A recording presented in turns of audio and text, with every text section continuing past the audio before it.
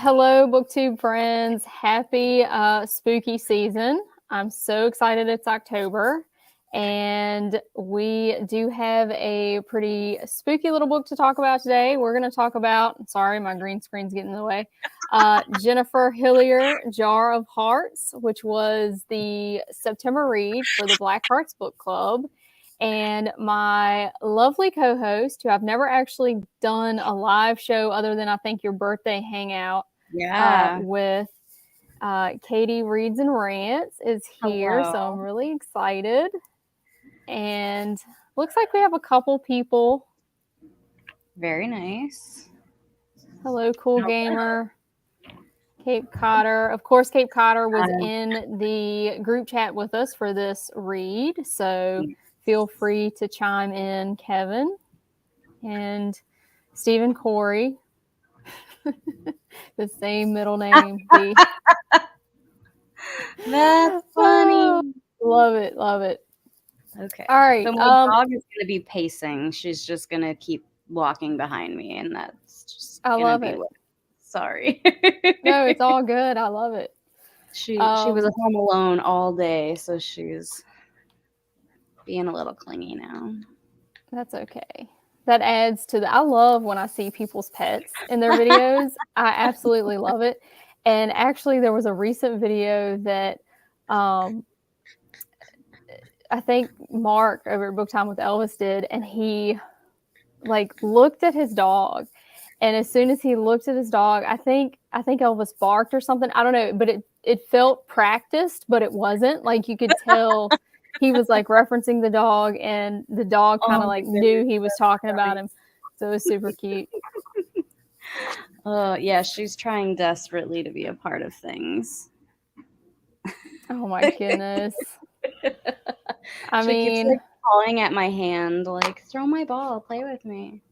Quite honestly, dog videos will probably get more hits than this, but Yeah. You can't compete with a cute dog, No, you cannot.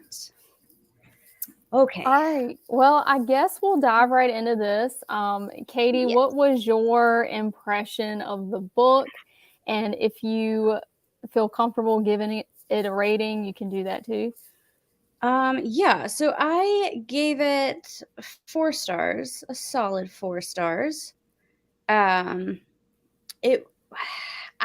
ending kind of didn't kill it for me, but it knocked it down from a 5-star. It just wrapped up a little too cleanly, I think, for me. But just in general, I do feel like I was kept guessing for most of it. There were a couple things where I was like, you know what? I wonder. And then I was right. But there was more than just one twist, so it didn't ruin it. And I actually don't mind. Sometimes I like it if I can guess the twist.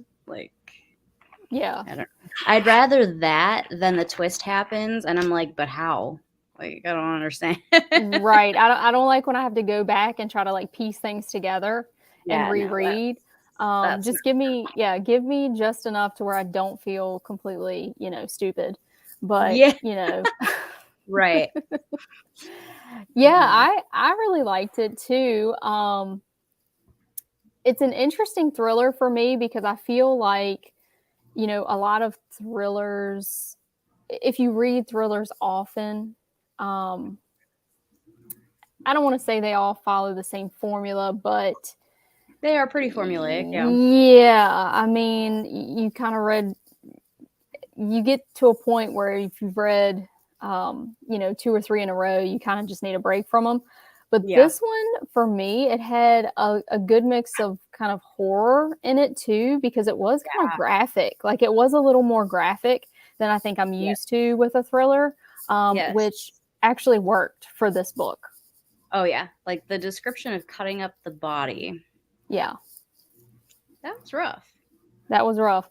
And I guess, disclaimer here, we are going to talk spoilers because I don't really know how we can talk about the book without talking spoilers. But the general premise of it is you have these 3 friends. One friend in high school who is murdered. One friend who goes to jail for her part in that murder and cover up, and one friend who's the detective working the case, because Angela, the young girl who was murdered, her body isn't found until I think like 14 years later. And so then they're trying to go back and piece everything together. And her best friend, Gio, our main character, her boyfriend at the time was Calvin, who turns out to be this serial rapist and killer. And yeah, so that's kind of the overall premise of the book. What did you think about the different perspectives in the book? Did you like that we got a little bit more than just Gio's perspective? I really liked, oh my gosh, what was the detective's name? Kaiser. I remember it because I love that name. It's cool. Yes, it is. I just can't, because in California, the healthcare system is Kaiser Permanente, and it's not great. Okay. So every time I saw his name, that was all I could think of was the hospital. No. Oh no. But yeah, I liked his points of view because, one, I found him to be like interesting and entertaining. And also, he shed a lot of light on Angela and Gio's relationship, and even how like Gio and Calvin were, that we never really would have gotten from Gio, or if we had gotten it from Gio, we wouldn't have really been able to believe it, really, you know? Yeah. She's definitely fairly unreliable. We know pretty early on that she's hiding something. And so everything she said, I kind of was like, but really though?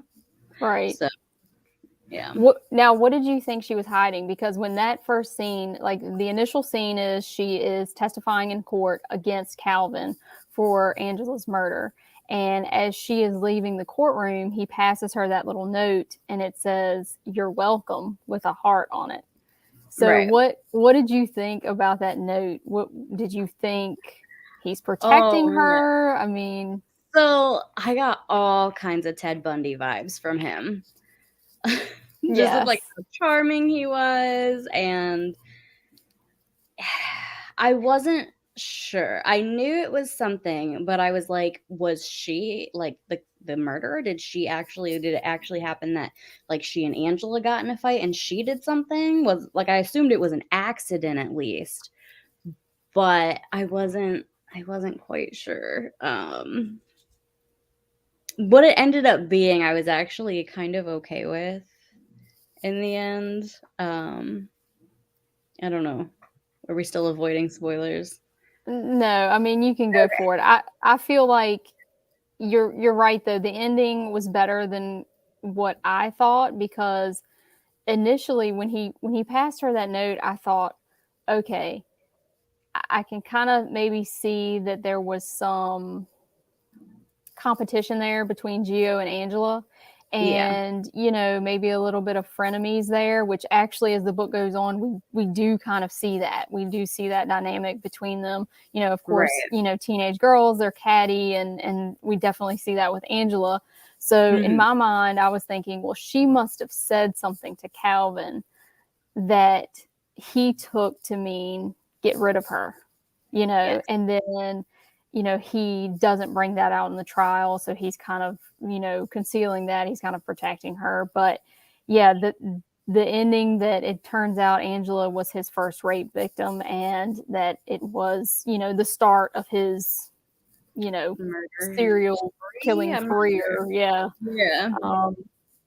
Career. I don't know why I said that, but you know what I mean. I mean, that is because it wasn't really a spree. It was like spread out over. It was, yeah, like a decade and a half. So yeah. So that actually, I liked that better, because I think it would have been too obvious if it was like, oh, actually she accidentally killed Angela in a fit of rage. Like that, I think definitely would have killed it for me, because it would have been like, of course she did.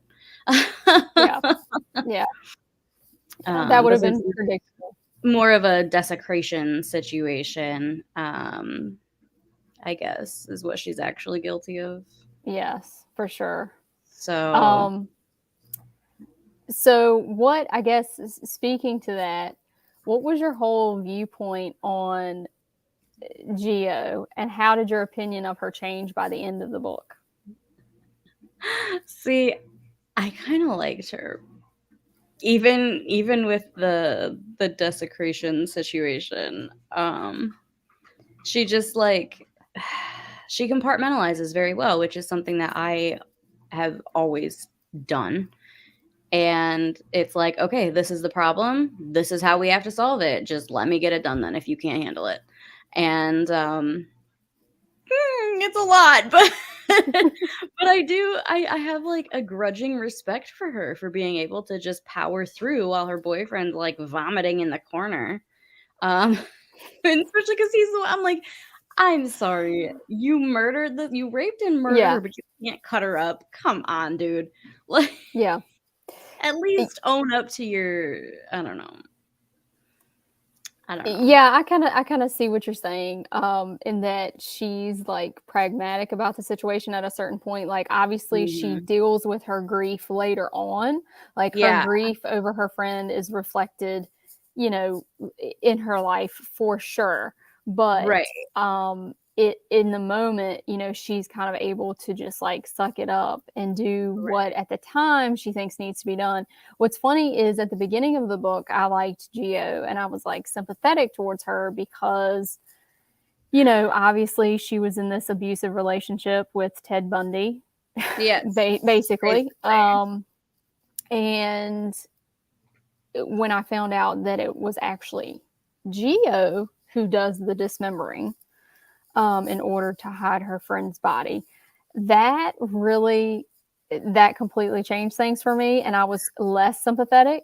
I mean, at Yeah, the end of the book, I was like, okay, she had all of these opportunities, and the fact that I know people can compartmentalize things, but like, it, she seemed at the end of the book to have instances where she was self-aware that maybe she wasn't a great person, that like maybe there was something in her, you know what I mean? Like, yeah. Oh my god, yes. so then I was a little more suspicious and I'm like, well, can we even trust that that's her only involvement? Like, by Yeah. the end of the book, I was like, I don't even know that I I trust. do think there's a part of her that was okay with Angela being dead Yeah. Kevin said he because thought it she was had more like, involvement. it was her.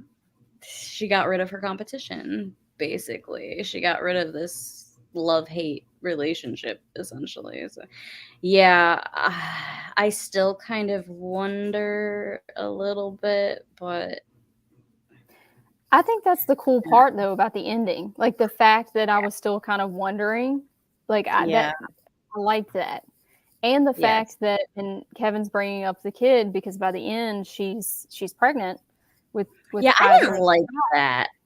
I didn't like um that part, that she was pregnant at the end again. It was just, like, too neat. It was like, "Oh, and she yeah. gets this chance with the love of her life, and she gets a baby," and I was like, "Oh god, of course she does." I kind But of would have rather just not yeah, gone there. yeah. As being especially considering that her child by Yeah, how Calvin. number 1 turned out. Do we really wanna Yeah. go down this road again? Y- Sheesh. Yeah. And I mean even he, his name was Dominic, he's Yeah, committing these serial murders that they think is Calvin, but even he like acknowledges that according to himself, like people like me shouldn't exist. mhm. And he knows there's like something wrong there. Yeah. And he recognizes that. That was something that was interesting about this book that a lot of books that have, murderers in them, I don't think have frequently. I mean, you always have like the bad guy, the killer, the boogeyman, whatever. But in this Yeah. book, it seemed like, Calvin, Dominic, and even Geo, they did have like some sense of awareness that they were bad. You know Oh, what I yeah, mean? Like yeah. they It's like definitely had that. this cast of unlikable characters who are aware that they are unlikable. Yeah. Um, which is fine with me. I'm kind of an unlikable character myself, so I'm okay with that. But What are you talking about? You're super likable. I mean, dogs are good judge of character. Look at that. Yeah, see, so dogs and babies love me, but I've had friends who literally aren't friends with me anymore because they say I'm too mean. And I'm like, well, don't ask me questions if you don't want the truth, because Yeah. And probably if they're asking the question, they may already know the answer. You know what I mean? Yeah. they just don't want to hear it. Not really. They want it to be something else. And I don't know. I just don't like lying. And if that makes me mean, I don't know what to tell you. I don't think so at all. One thing that I actually did not notice, and I mean, I've looked up some questions on the book, and Right. one of the questions talked about this. The book is actually broken down into parts titled with the stages of grief. So it has denial, anger, bargaining, depression, and acceptance. So, what did you think of that? Like knowing that now, if you didn't pay attention to that while reading. I didn't pay attention to that while reading, but I think that's really interesting because I think we see Geo going through this at various stages. Because I don't know that she ever got to grieve properly because it happened and she was super stressed out. Like, do I tell? Are we going to get caught? And then she was pregnant. And so she had that going on. And so I think when at the point we get to her, like she's processing all kinds of emotions, not even just the emotions that stem from being incarcerated, but like she's dealing with the fact that everybody knows now, and now Angela's parents hate her. And then on top of that, I think she's also trying to finally deal with her thoughts and feelings about Calvin because he's back in her life. For better or for worse. Thank you. See, Kevin agrees. Yeah. So yeah, that is really interesting. And I kind of want to read it again now just to look at that and get a sense of what's going on in each section. I thought the time jump was a little weird. Because like we got her in prison and then it skipped until she was out of prison, which looking back I think was good because I don't know how much more of her prison stuff I could have handled. Count me out. Yeah. I'm not built for that. No, that was rough. That was really rough. That rape scene really early on. I was like, heads up, guys, because that was a lot. That was a lot. Like literally, the scenes in prison were so disgusting. Like I almost had like a visceral reaction. Like it was just, ugh. Like, I mean, even and this is terrible to say, but like even the descriptions of the murder didn't really do that for me. But the prison stuff was just, that was rough. That was rough. Very. But yeah, I'm kind of with you. I wish I had paid more attention, I guess, while I was reading to those descriptions. But I think because the book was so fast paced and we read it pretty quickly. I think you finished first, actually. You finished. I did. I got to a point and I was like, nah, screw this. I'm just going to go. Yeah. No, I totally get it because it was good and it was fast paced. And now I just wish, because I feel like going back, there were probably key pieces in each stage where she reflected that part. And I guess this whole book is really her coming to grips with everything, right? Because everything has come to light. Were you surprised at all that Geo found herself in this abusive, controlling relationship with Calvin? Yeah, kind of. I don't feel like we got a whole lot of information or description. Like I never really quite understood the hold he had on her. Yeah. I guess. And I mean, I was a teenager once and I was dating someone significantly older than me at the time. But he never had like a hold over me like Calvin seemed to have over Geo. And I don't think that was explored very well or even enough. because like they weren't even really sleeping together. And it didn't sound like he was even all that available. Like when he wanted her, she had to be there. But it didn't work the other way around. It didn't even seem like they were together for that long. So it just seemed odd to me that she was so infatuated, and that all these years later they still seem to have this somewhat infatuation with each other. I don't quite understand that. Yeah, that was kind of weird to me too. Yeah, Kevin said he thought, the dad was kind of always at work, and the mom, she lost her mom at a right. young age. And that So I guess that does crazy. kind of put her in a vulnerable position. But I'm with you. Like this whole time, I'm thinking they didn't even date that long. Like, No. because other people in the group were more sympathetic to a lot of the things that she did because she was in this abusive relationship. But like But it wasn't even that long. yeah, it wasn't that long, and I feel like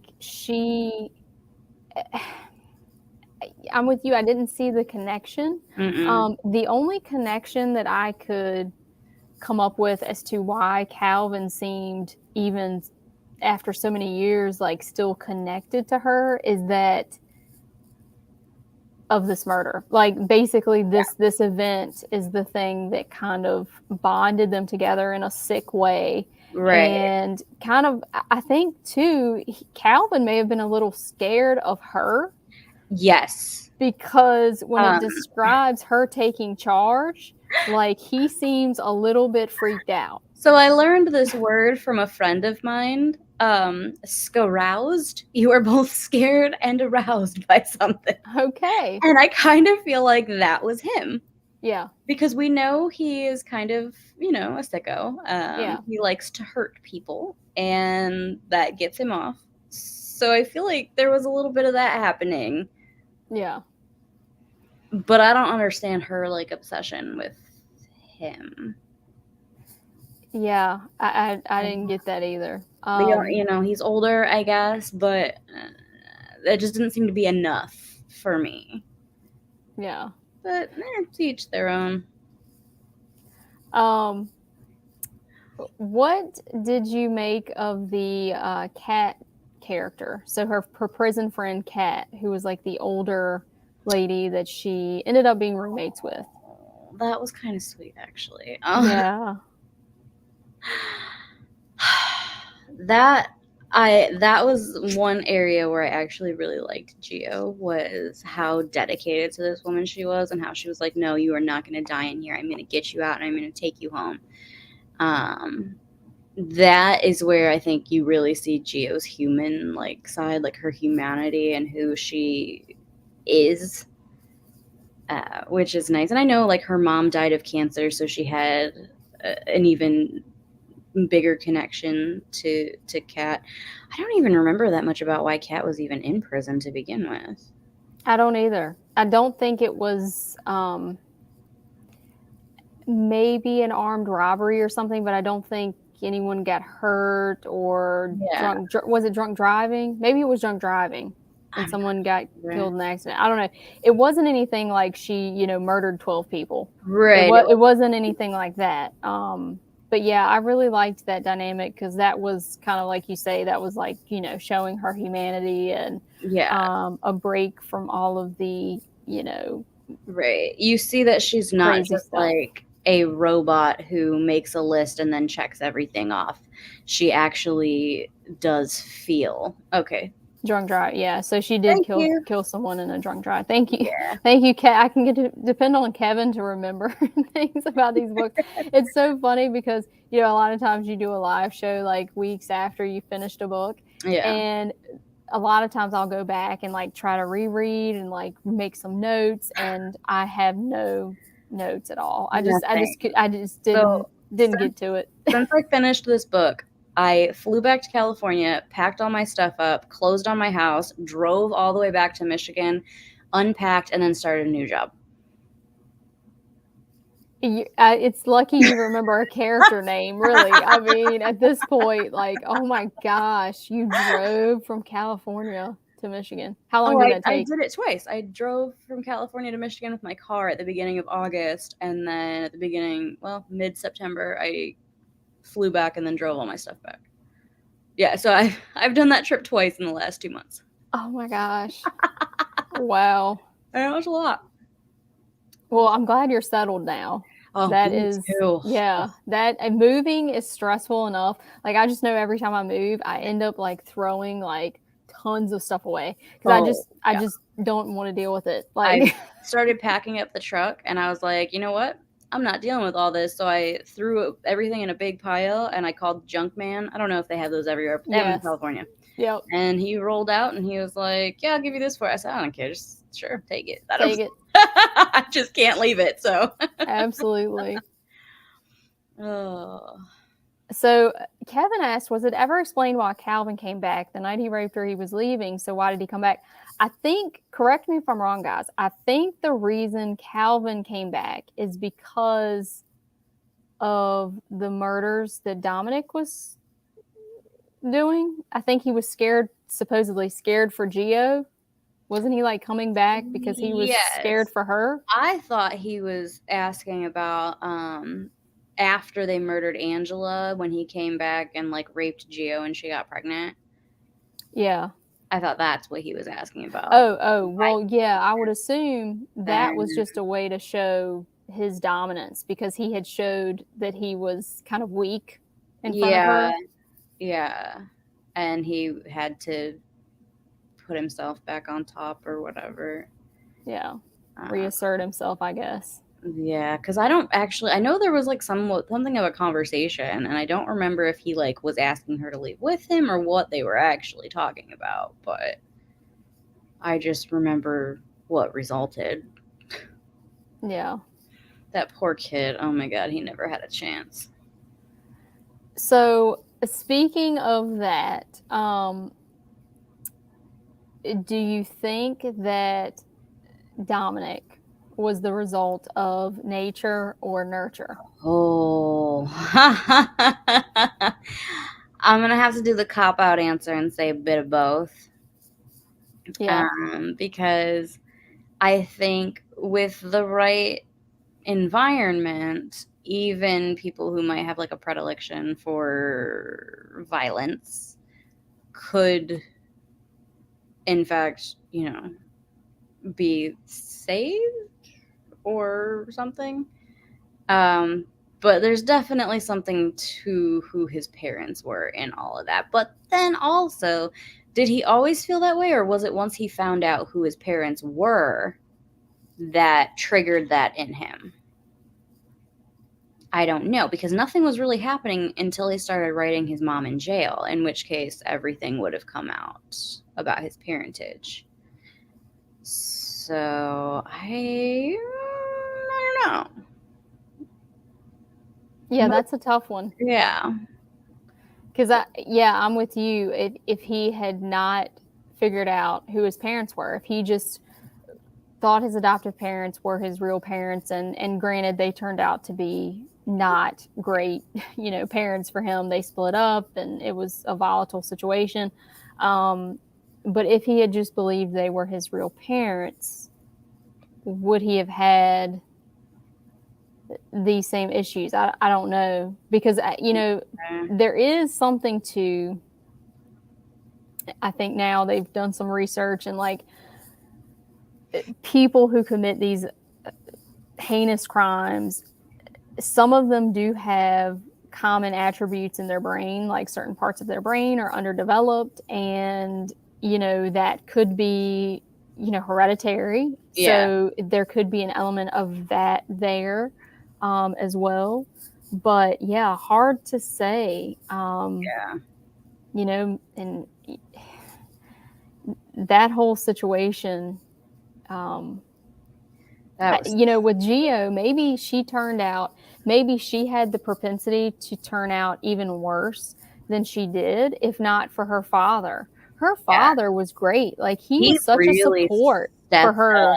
I Yeah. mean, everything. When she told him she was pregnant and wouldn't tell him the nature of that or Mhm. who or anything, he supported her 100%. He, made sure she was good to go with that. Yeah. When she was released from prison, Oh, this yeah. 8 year, he welcomed her back into his home, even though he was the subject of gossip and Yeah. vandalism and that sort of thing for having her there. He was kind of a rock star. I mean, he may be the reason that she didn't turn out just like Calvin, because maybe she had a propensity to have some issues herself, if not for his loving Stable. care. Yeah, yeah. That's a good thought. Ooh. I knew though. I suspected when they were like, okay, why is there a child like killed with this woman? I was like, Yeah. I bet you it's the child's biological mother. And then once that was proven correct, I was like, oh man, Geo gave up a kid for adoption. I bet I that was exactly where my mind went. And I was like, here we go. See, you're good because you had it completely figured out, and you were like, "I'm not going to say anything else because I think I know what's going on." And yeah, I didn't have it figured out, so it was good for me. Shannon is popping into the group. If you have any thoughts, Shannon, feel free to add those as well. Absolutely. Yeah, that was interesting. What did you think about Kaiser and Geo's relationship? I don't think it's gonna last. Yeah.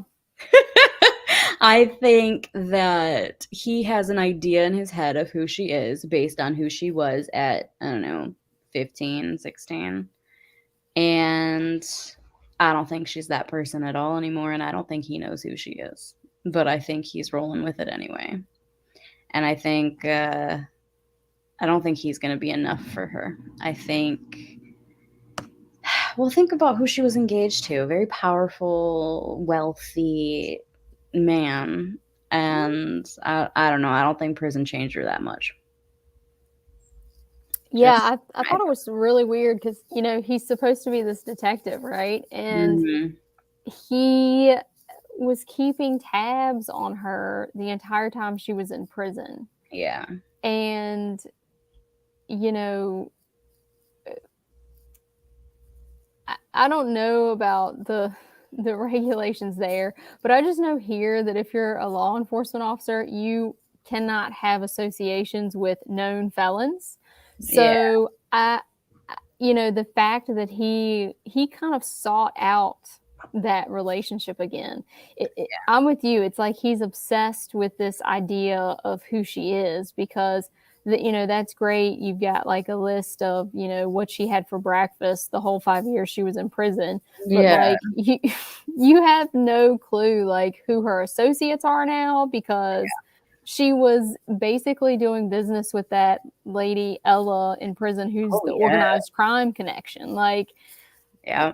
and I don't, I'm going to reserve judgment on that because she was in prison. Like, I feel like she had to do what she had to do to like survive that circumstance. Right. But I'm like, obviously, she's at this point a criminal, regardless of like, she's a criminal.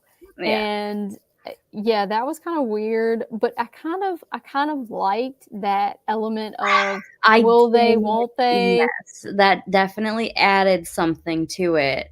I really just wish we would have left it at will they, won't they. I wish Yeah. it hadn't tried to be like cleaned up. Because I know that it can't be. Like, I know, Yeah. like, she is still seen as a murderer. Right. Now, even more so, because at the end of the book, she has now killed Calvin and Dominic. Yeah. But whatever, but still, like, how is he supposed to have a career as a police officer? yeah, I mean, people. I just don't see it. I just don't see it working out. I don't know. What did you think of her burying Dominic in the family plot? I think that kind of goes back to we get to see more of a gentle side to her. I think over the years she always considered him her son. And so I think it was actually kind of nice that she did that, because where else was he going to go? He didn't really have any family, and I know she blames herself for that. Yeah. Because she even talked about how she picked bad parents for him. So I don't know. I kind of liked it. It was maybe a little too sugary sweet, but Well, yeah, I kind of liked it too, but how neatly everything was wrapped up. It was a little bit like melodramatic, the ending, and then everything was just buttoned up real nice. And yeah, I kind of wish it had just been left unbuttoned. I didn't yeah, need the epilogue yeah. personally, but Now, have you read any of her other books? yes. Whatever her newest release was. Hold on. I can just find out. I got it through Book of the Month, I think. I still own it because I accidentally dumped coffee on it, so I couldn't. It's still readable. I just didn't think it was resellable. So let me see. Jennifer Hillier. 'Cause I don't at all remember what it was called. Oh, Things We Do in the Dark. So I read that.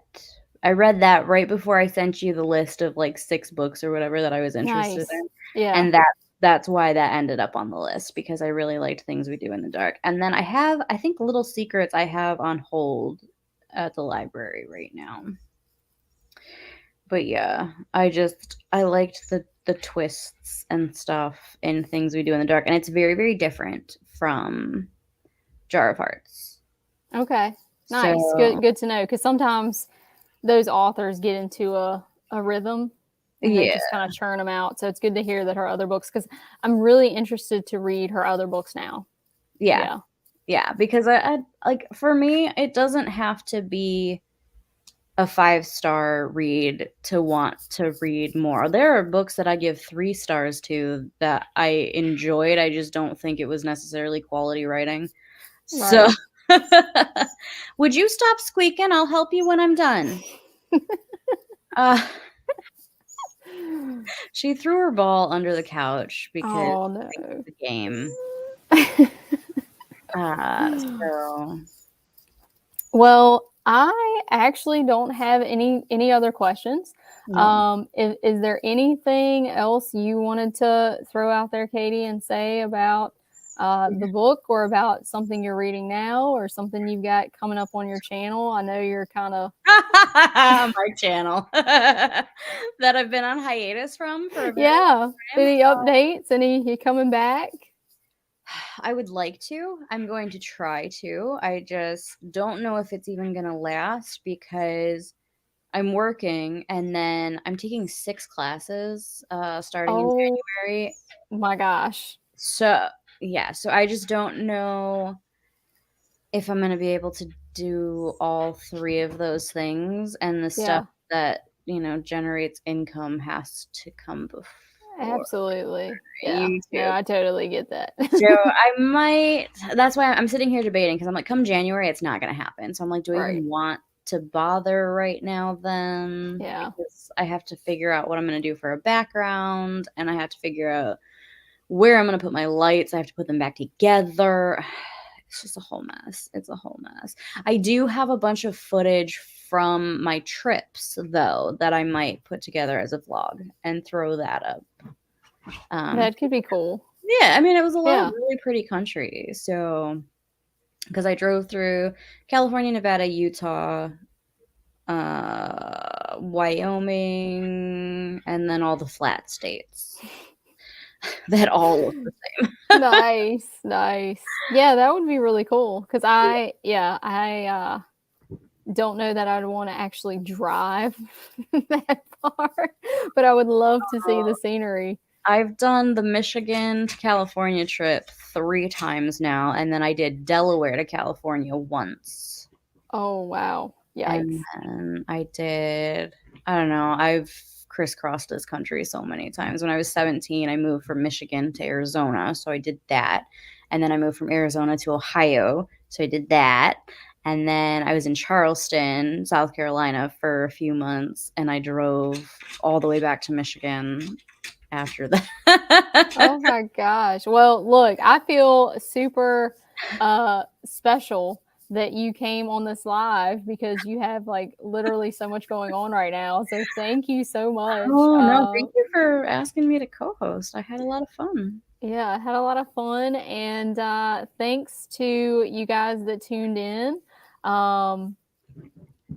Chris Joyner says, "Man, that's a lot of driving. Got to have some good stories." I do. Yeah. Oh yeah, I bet. I don't remember them off the top of my head, but every once in a while stuff comes up and I'm like, oh yeah, funny story. Yep. Nope. Iowa, Nebraska, Illinois, they all look the same. Kansas, oh, I have terrible memories of Kansas. Oh no. Sorry, anyone, if you're from Kansas. Yeah. We still love you. We love you. We do still love you. Oh. Well, I guess we'll wrap this up, guys. Thanks for tuning in, and thank you so much again, Katie, for co-hosting. And we hope we see you again in a video or a vlog at some point. But if we don't for a while, we completely understand. And good luck with all of your classes and your new job and everything. Thank you. All right, guys. We'll see you later.